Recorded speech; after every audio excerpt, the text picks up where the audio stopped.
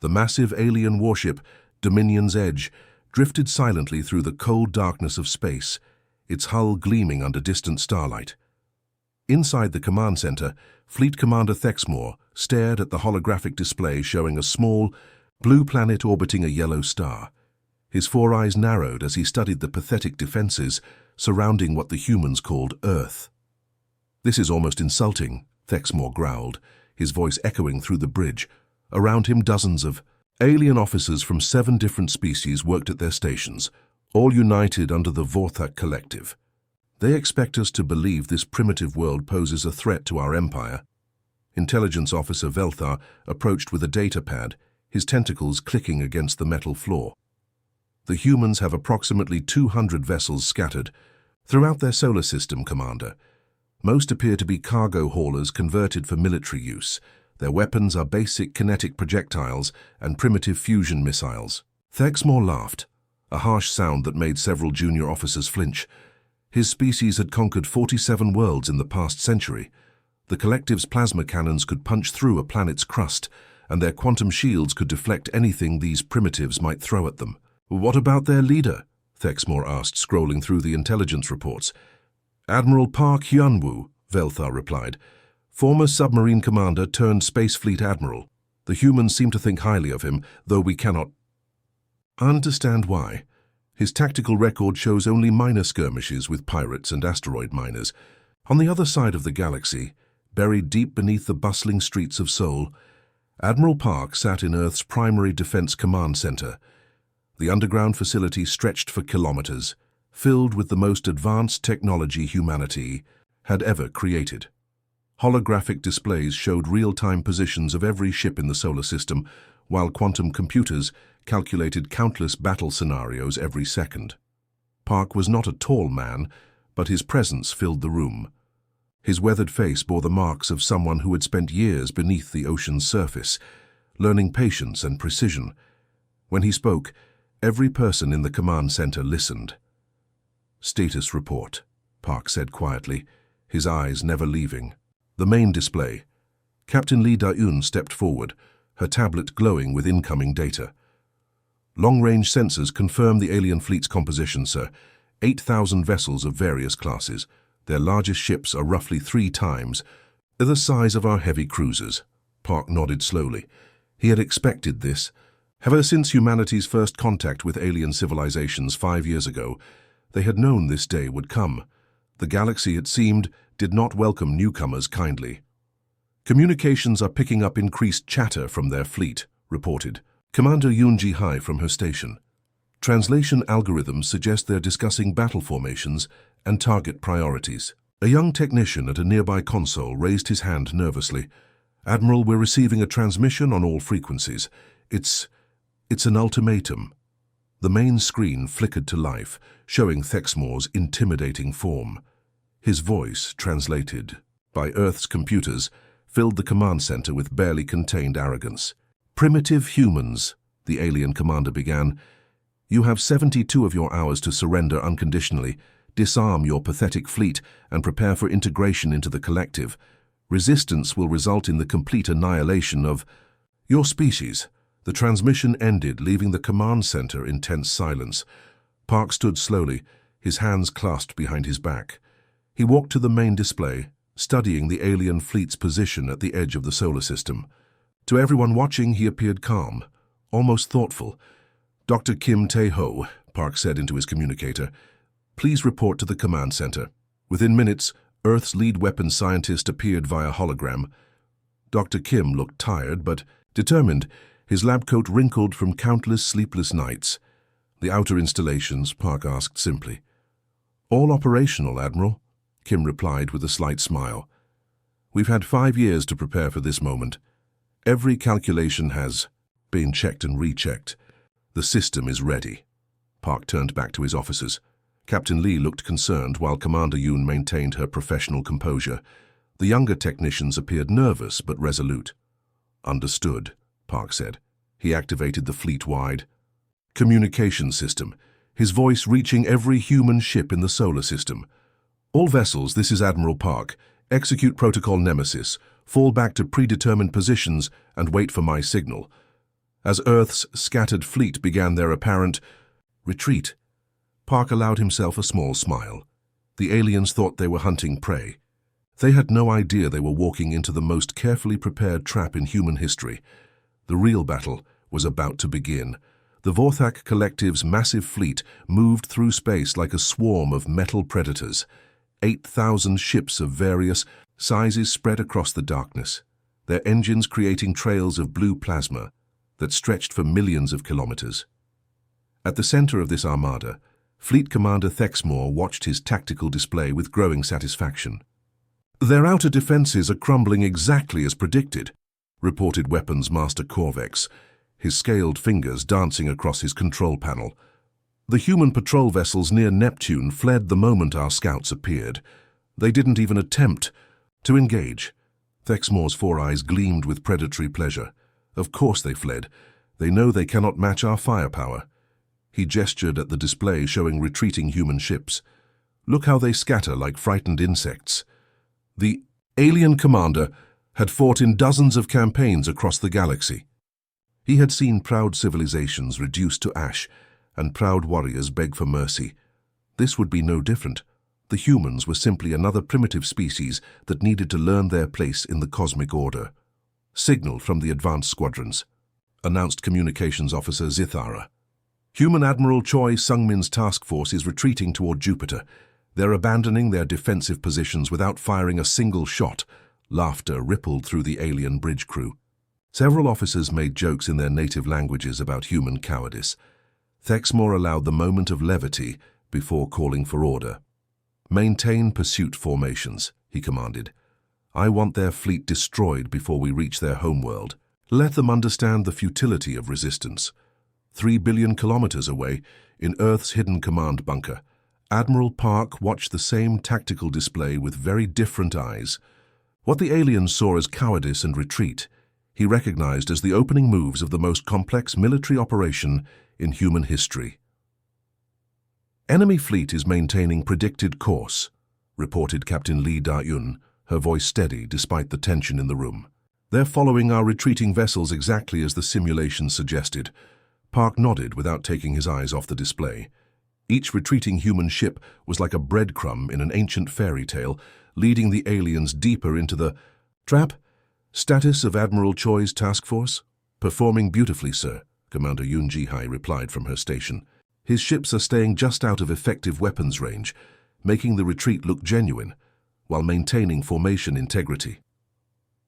On the bridge of the human cruiser, Soul's Pride, Admiral Choi Sung-min gripped his command chair as alien plasma bolts streaked past his ship's hull. The collective vessels were faster and more heavily armed, but they were also predictable. They followed standard pursuit protocols, exactly as Earth's strategists had hoped. "How close are they?" Choi asked. His weapons officer. 200,000 kilometers and closing, sir. Their lead ships are almost in optimal firing position." Choi allowed himself a tight smile. "Let them get a little closer. Make them think they're about to catch us." He opened a channel to his small fleet. "All ships maintain current speed. Let them taste victory." Back on Earth, Dr. Kim Tae-ho worked frantically in his underground laboratory.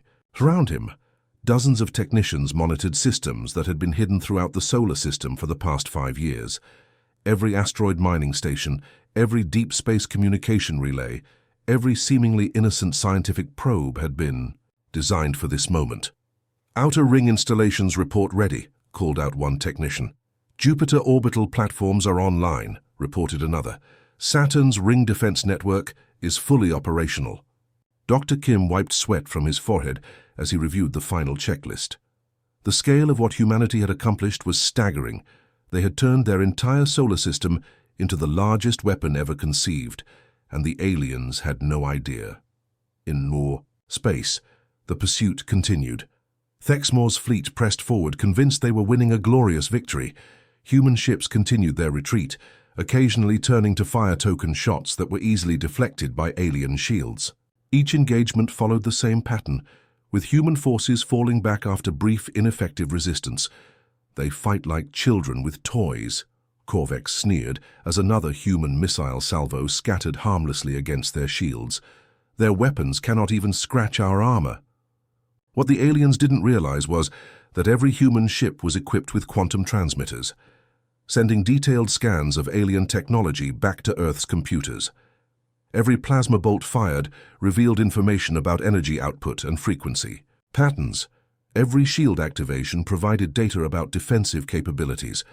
Enemy fleet composition confirmed, Captain Lee reported to Admiral Park. We now have complete tactical profiles on all their ship classes. Park studied the incoming data with professional interest. The aliens were powerful, but they were also arrogant. They had made the classic mistake of underestimating their enemy. Time? To Jupiter Convergence Point, Park asked. 14 hours at current pursuit speed, Commander Yoon replied. Park activated his communicator. Dr. Kim, how long do you need for final preparations? Give me 12 hours, Admiral. Everything will be ready. As the alien fleet drove deeper into the solar system, confident in their inevitable victory, they had no way of knowing that humanity had spent 5 years preparing for this exact scenario. Every retreat was calculated, every defensive position was temporary, and every apparent weakness was carefully crafted bait. The hunters were about to become the hunted, and they would never see it coming. The alien fleet had fallen perfectly, into position. Fleet Commander Thexmore stood on his bridge, watching the tactical display with smug satisfaction as his 8,000 ships closed in on Earth. The human fleet appeared broken and scattered, their pathetic vessels limping away. From every engagement, distance to the human homeworld, Thexmore asked, savoring the moment of anticipated victory. 18 hours at current speed, Commander, replied his navigation officer. Their remaining ships are retreating toward their inner planets. We have them cornered. Thexmore activated the fleet-wide communication system. Warriors of the Collective, prepare for the final assault. These primitives will learn the price of defying our empire. Across his massive fleet, alien crews cheered and prepared their weapons. They had chased the humans across their entire solar system, watching their enemy grow weaker with each battle. Now came the time for total victory. But deep beneath Earth's surface, Admiral Park watched the same display with cold calculation. Every retreating human ship, every apparent defeat, every moment of seeming desperation had been carefully orchestrated. The aliens had positioned themselves exactly where humanity needed them to be. All stations report status, Park commanded, his voice cutting through the tense silence of the command center. Jupiter installations fully operational, called out. Commander Yoon Ji-hee. Saturn ring platforms ready for activation, reported Captain Lee Da-yun. Asteroid belt weapon systems online, added a technician from across the room. Dr. Kim Tae-ho appeared on the main hologram, his face showing both exhaustion and excitement. Admiral, we have confirmation from all hidden installations. 5 years of preparation have led to this moment. The system is ready. Park took a deep breath. What they were about to unleash would change humanity's place in the galaxy forever. Dr. Kim explained to our alien visitors what they've walked into. Dr. Kim's image flickered as his transmission was hijacked and broadcast directly to the alien fleet. Thexmore's eyes widened in shock as the human scientist appeared on his bridge. The display. Greetings, Commander Thexmore, Dr. Kim said calmly. I am Dr. Kim Tae-ho, Earth's chief weapons developer. I wanted to personally thank you for positioning your fleet so precisely in our designated kill zone. Impossible, Thexmore roared. How are you broadcasting on our secure channels? Dr. Kim smiled coldly. We've had 5 years since first contact to study your technology. Did you really think we spent that time building cargo ships and hiding in fear? We've been preparing for this exact moment. Suddenly, space around the alien fleet erupted in coordinated fury. Jupiter's 4 largest moons, which the aliens had dismissed as barren rocks, revealed their true nature. Massive sections of their surfaces split open like mechanical flowers, exposing enormous railgun batteries that had been constructed deep beneath their crusts. The first salvo was devastating. Tungsten projectiles accelerated to tremendous speeds, struck the alien formation. With the force of small asteroids, ships that had seemed invincible moments before simply vanished in brilliant flashes of light and expanding plasma clouds. Evasive maneuvers, Thexmore screamed, but his fleet was trapped in a carefully designed killing field. Every direction of escape had been anticipated and blocked. From the asteroid belt came the second wave of attacks. What the aliens had assumed were simple mining stations revealed themselves as sophisticated missile platforms. Thousands of guided projectiles streaked toward the collective fleet, each one equipped with quantum-guided targeting systems that made evasion nearly impossible. "Shields at 60%, reported Thexmore's defensive coordinator as explosions plumed around their flagship. "How many ships have we lost?" Thexmore demanded. The answer came with crushing finality. 1,500 vessels destroyed in the first 90 seconds, Commander. Casualties mounting rapidly. But humanity's trap had only begun to close. Saturn's magnificent rings, long admired by Earth's astronomers, had been secretly converted into the largest weapons platform ever constructed. Hidden among the ice and rock particles were millions of kinetic interceptors, each one guided by quantum computers that could calculate trajectories faster than any organic mind. Admiral Park's voice now echoed across all frequencies, reaching every surviving alien ship. "You brought 8,000 ships to destroy 4 billion humans. We prepared 4 billion humans to destroy 8,000 ships." The mathematical precision of humanity's response was terrifying. For every human life threatened, the aliens would lose hundreds of their own. This wasn't warfare as the collective understood it.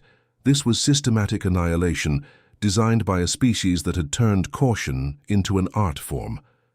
Captain Lee monitored the battle's progress with professional detachment. "Enemy fleet strength down to 6,000 vessels and falling rapidly, Admiral. Their formation is completely broken." Commander Yoon coordinated the multiple attack vectors with ruthless efficiency. "Pluto kinetic platforms report successful. Launch. Impact in 47 minutes. Mars orbital defense grid is targeting their command ships." Even Earth's sun had been weaponized. Solar collection satellites disguised as research probes redirected concentrated plasma streams that could melt through the strongest alien armor like it was paper. Thexmore watched his mighty fleet dissolve. Around him, understanding too late that humanity had turned their entire solar system into a trap. These weren't primitive warriors.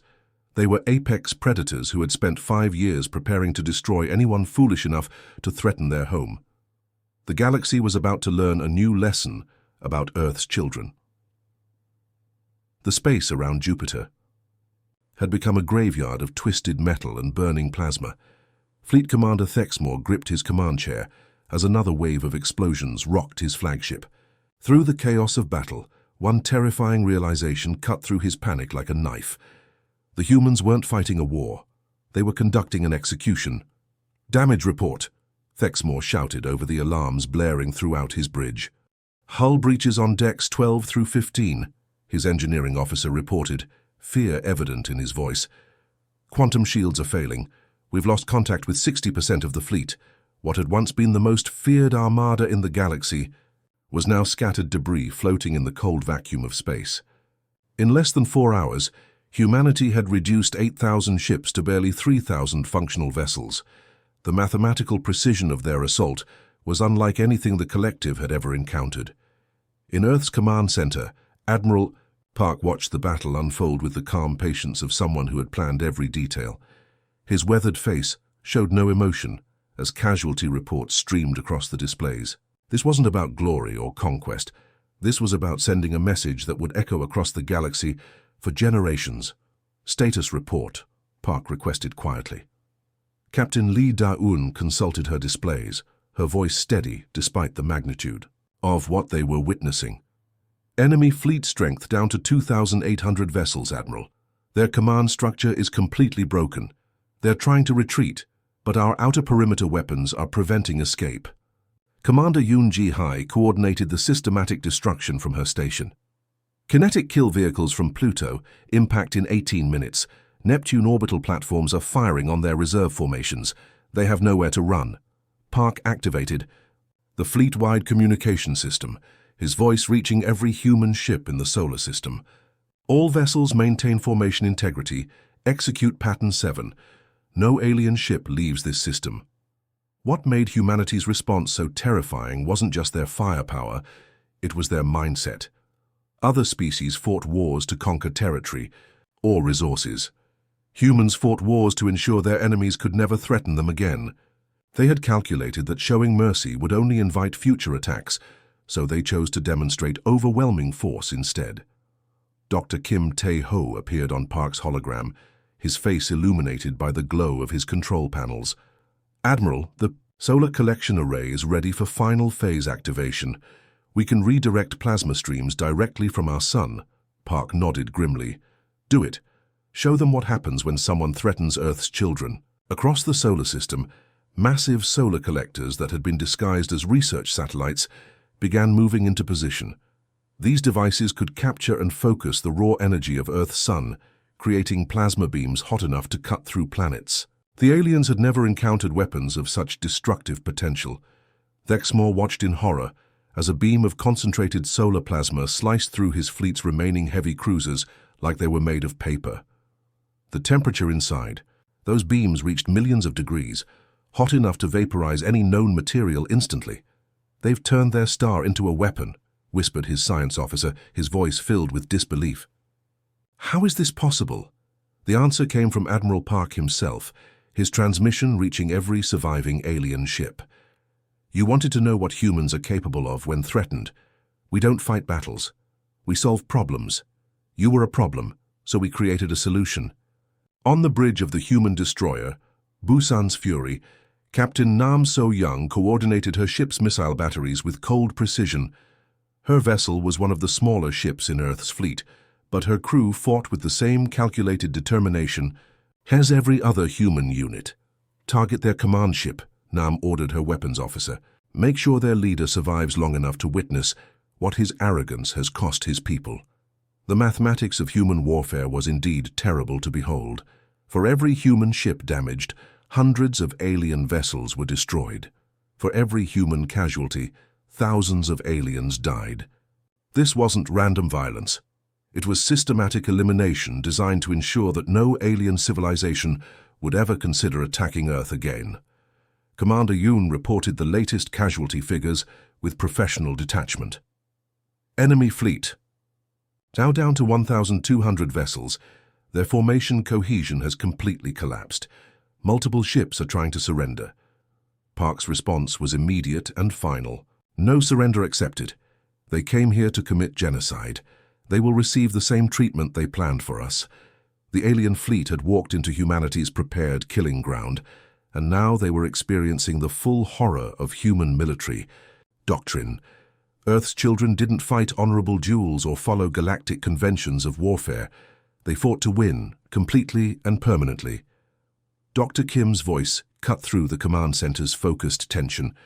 "Admiral, kinetic bombardment from our outer system platforms is achieving 97% target elimination. The enemy's remaining ships are trapped in our inner perimeter." Thexmore's once mighty fleet was being systematically annihilated by weapons they had never imagined. The humans had spent 5 years preparing for this moment, and their preparation showed in every coordinated strike, every perfectly timed ambush, every inescapable trap. The galaxy was about to learn that threatening humanity's home was the last mistake any species would ever make. The silence that followed was more terrifying than any battle cry. Where once 8,000 alien warships had filled the space around Jupiter, now only scattered debris drifted in the cold vacuum. Twisted metal fragments, some still glowing from the intense heat of their destruction, created a monument to the price of underestimating humanity. Fleet Commander Thexmore sat in what remained of his command chair, staring at displays that showed the impossible. Of his mighty armada, only 93 ships remained functional. Most of these were heavily damaged, their crews in shock at witnessing the systematic annihilation of everything they had believed invincible. "Communications still working?" Thexmore asked weakly, his voice barely a whisper. His communications. Officer, one of the few crew members still at his station, nodded with trembling hands. "Yes, Commander. Emergency channels are open." Thexmore activated the emergency broadcast system, knowing this might be his final transmission. His message would reach every corner of the galaxy, carried by quantum communication networks that connected thousands of civilizations. "This is Fleet Commander Thexmore of the Vorthak Collective," he began, his voice heavy with defeat and terror. "To all species receiving this transmission, I issue this warning. Do not engage the humans. They do not fight wars as we understand them.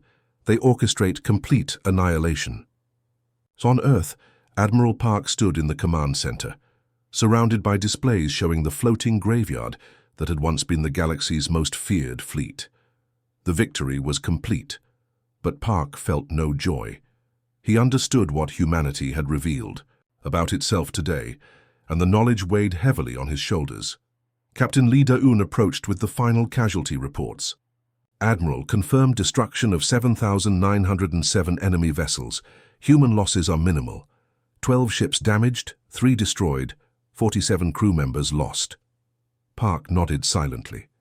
The mathematics were as brutal as they were precise. For every human life lost, humanity had taken over 3,000 alien lives in return. This wasn't warfare. It was a demonstration of what happened when a species with humanity's capacity for systematic thinking decided to eliminate a threat permanently. Dr. Kim, deactivate all weapon systems, Park ordered. The demonstration is complete. Throughout the solar system, the massive installations that had turned Earth's home into the galaxy's deadliest trap began powering down. Jupiter's hidden railgun batteries retracted into their lunar bunkers. Saturn's ring platforms went dormant. The solar collectors that had turned the sun itself into a weapon slowly returned to their research configurations, but the galaxy would remember what it had witnessed. Commander Yun-Ji Hai monitored alien communication networks as news of the battle spread across the stars. Admiral, we're detecting massive shifts in alien fleet movements. Several species are recalling their ships from human space. The Zephyrian Empire has issued a galaxy-wide advisory to avoid our solar system. Park activated Earth's long-range communication array. His message would reach every inhabited world in the galaxy, carried by the same networks that had just witnessed humanity's display of overwhelming force. To all civilizations receiving this transmission, Park began, his voice calm but carrying the weight of absolute authority. This is Admiral Park Hyun-woo of the Earth Defense Force. Today the Vorthak Collective chose to threaten our homeworld. They came with 8,000 ships, confident in their superiority. He paused, letting the implications sink in before continuing. We have shown them the error of their thinking. Humanity extends its hand in friendship to those who approach, us with peaceful intentions. To those who come with thoughts of conquest or destruction, consider the debris floating in our outer system your only warning.